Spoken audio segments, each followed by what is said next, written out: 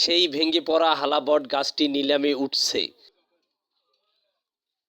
লালমনিরহাট পৌরসভার উত্তর সাপটানা মৌজার সেই বহু পুরনো ঐতিহ্যবাহী হালাবট গাছটি ঝড়ে ভেঙে পড়েছে।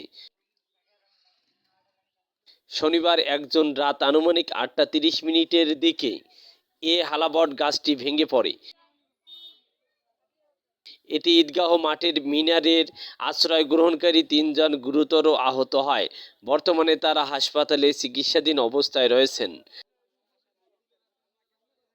ভেঙে পড়া গাছটি একনজর দেখতে microbus, autorickshaw, rickshaw, van, motorcycle ও সাইকেল যোগে হাজার হাজার নরনারী ছুটে আসছেন। দু একদিনের মধ্যে হালাবট গাছটি নিলামে উঠতে পারে মর্মে সংশ্লিষ্ট সূত্রে জানা গেছে। M R Rashed, Lalmonirhat.